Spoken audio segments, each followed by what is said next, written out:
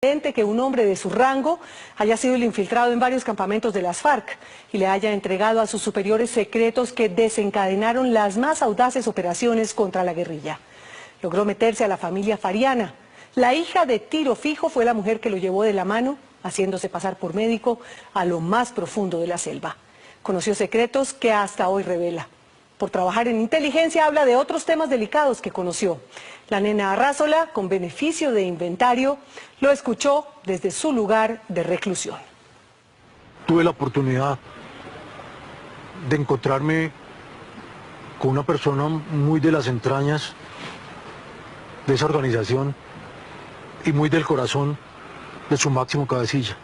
Estamos hablando de la hija de Tiro Fijo. Estoy hablando de ella. Le hicieron juicio a ella. Esta historia entre Ana Milena, la hija de Tiro Fijo, de Manuel Marulanda Vélez, y el coronel Hernán Mejía, empezó hace 9 años en un puesto de salud maltrecho, amarillento y de paredes húmedas en el sur de Caquetá.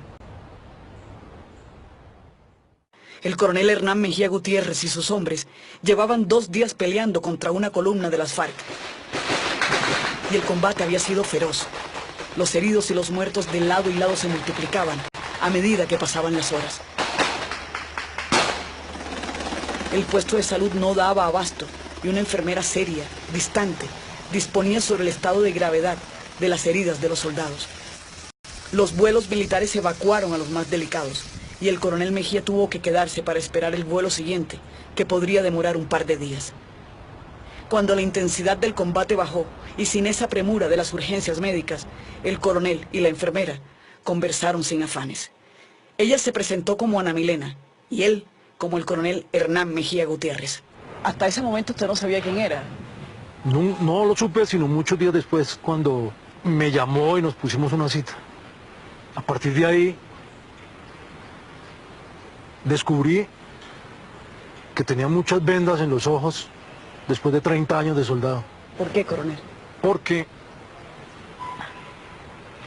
siempre habíamos nosotros como militares, como soldados, enfrentado la táctica en el área de combate de las FARC.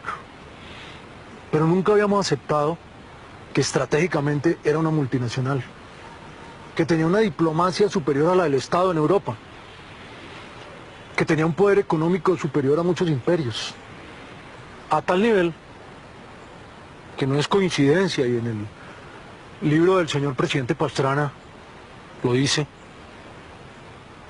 el presidente de la Bolsa de Nueva York acudió al Caguán a pedirle una recomendación especial y unas decisiones al camarada Manuel. El relato es preciso. En 1999, en momentos en que avanzaba el proceso del Caguán, un avión charter aterrizó en plena selva caqueteña y a bordo iba nadie menos que Richard Grosso, el presidente de la Bolsa de Nueva York, junto a los vicepresidentes de Relaciones Internacionales y el de Seguridad de la Bolsa. Se enrumbaron hacia La Machaca, un corregimiento controlado por las FARC, y allí se reunieron con Raúl Reyes, quien era una especie de relacionista de ese grupo guerrillero. Se dijo en ese entonces que hablaron del crecimiento económico y del Fondo Nacional para la Paz. La foto le dio la vuelta al mundo, porque ¿quién iba a creer que el mandamás de Wall Street llegaría al Caguán a tomarse un tinto con un guerrillero? De esta y de otras tantas historias hablaba Ana Milena con el coronel. Sus encuentros eran cada vez más frecuentes. Se veían en restaurantes y se ponían citas en el eje cafetero. Ella ya le había dicho que era la hija de Tiro Fijo, que había estudiado enfermería y que en realidad su profesión la usaba como una fachada para atender a los guerrilleros heridos. Y de paso, tener información sobre los movimientos de las tropas oficiales que patrullaban de día y de noche. El coronel sabía que el jefe de las FARC había tenido al menos 5 hijos y que todos estaban en la guerrilla. Y fue así, entre charlas y encuentros ocasionales, que el coronel se fue enterando de los secretos mejor guardados de las FARC. No podía creer que esa información cayera en sus manos. Un verdadero secretariado que está incrustado hace más de 2 décadas en la sociedad de Colombia. Después de 8 meses de tener un contacto muy cercano, descubrir que los verdaderos tentáculos estaban en la sociedad y en el nivel político más alto del país, y no en las selvas del Caquetá y el Putumayo. Descubrir que las decisiones más fuertes de ese grupo estaban acá cercanas al centro del poder y en las selvas. ¿Por qué dice eso, coronel? ¿Cómo es? Porque las acciones políticas y las decisiones trascendentales en ese grupo no dependen de los hombres que están en la selva, sino de un secretariado especial de políticos, de jerarcas de la iglesia y de funcionarios y presidentes de grandes empresas. Cercanos a la FARC. No cercanos a las FARC, de las FARC. Eso me trajo aquí. Pocas personas conocieron eso. El coronel Mejía, un fogueado sabueso militar que tenía condecoraciones hasta para regalar, sabía que tenía entre manos la joya de la corona, que ningún otro oficial había llegado tan lejos y que nadie tenía la información que él ahora atesoraba. Y fue cuando le hizo la propuesta para que lo metiera en la boca del lobo, en esos campamentos inexpugnables, en esa maraña en la selva donde vivían los patrones de la FARC, los del secretariado. Así se hizo. Ana Milena lo presentó en los cambuches como un médico y así logró pasearse a sus anchas por los escondites de los guerrilleros, con un maletín lleno de analgésicos, antibióticos y esparadrapos.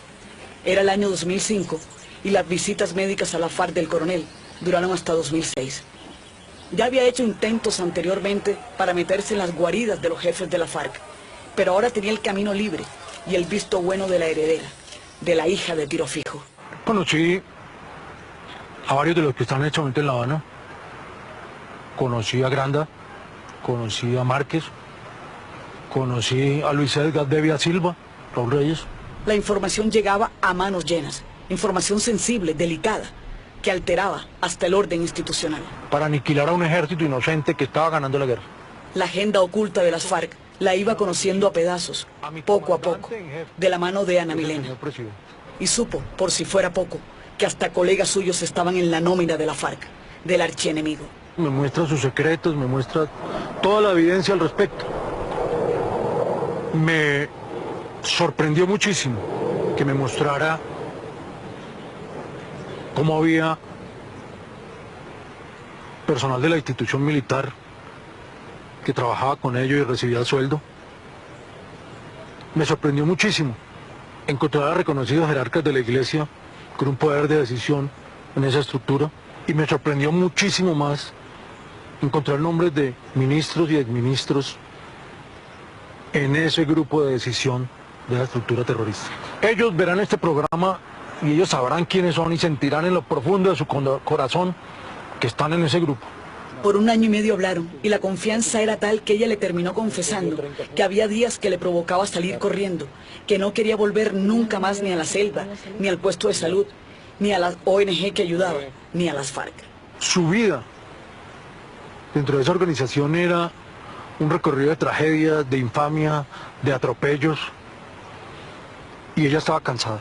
Dentro de esa misma organización ella percibía la división entre aquellos que aún tenían ideas, como su padre, y aquellos que estrictamente se dedicaron al narcotráfico y tenían más comportamiento de capos del narcotráfico que de guerrilleros por una causa. Decir la verdad como lo estoy haciendo no es bombardear el proceso de paz, no es estar en contra de un proceso de paz. El coronel Mejía no se guardaba nada.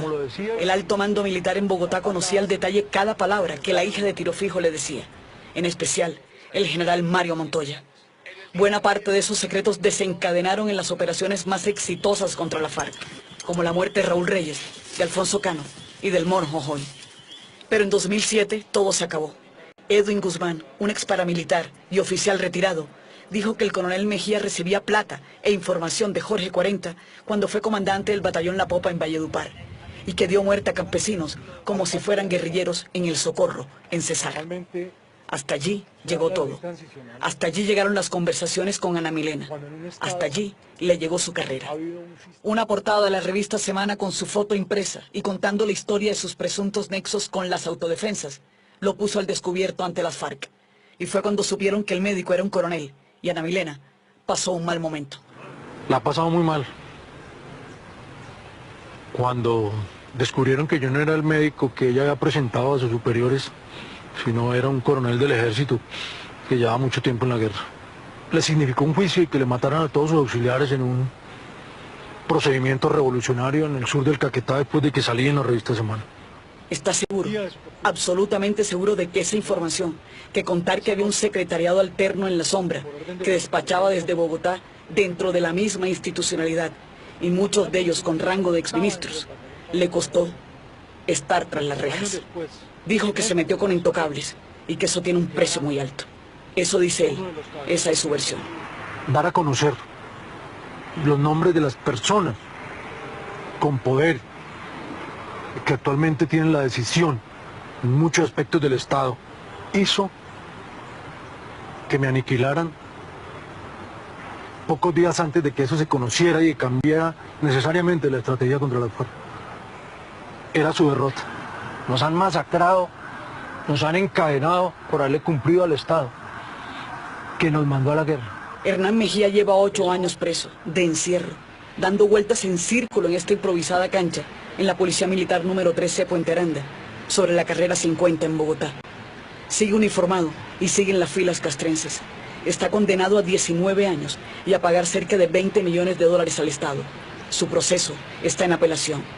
Se ve agobiado y no lo disimula. A veces titubea, se frota las manos, calla por segundos y mira al piso. De pronto es como si quisiera terminar esta entrevista y volver a su celda. Es que no está seguro de contar lo que va a contar enseguida. Se repite 1000 veces que ya no tiene nada que perder, pero no lo cree, no del todo. Hablé con los altos mandos hasta que llegué al comando del ejército. El comandante del ejército me dijo: Mejía, ¿cuál es su problema con Sergio Jaramillo? ¿Quién era el comandante del ejército? El comandante del ejército era mi general Montoya. Le dije: mi general, no sé quién es Sergio Jaramillo. Explíqueme. Me dijo: es el viceministro para los derechos humanos y es quien está montando esto contra usted. Inmediatamente me fui a buscarlo. Llegué al despacho del viceministro. Se escondió.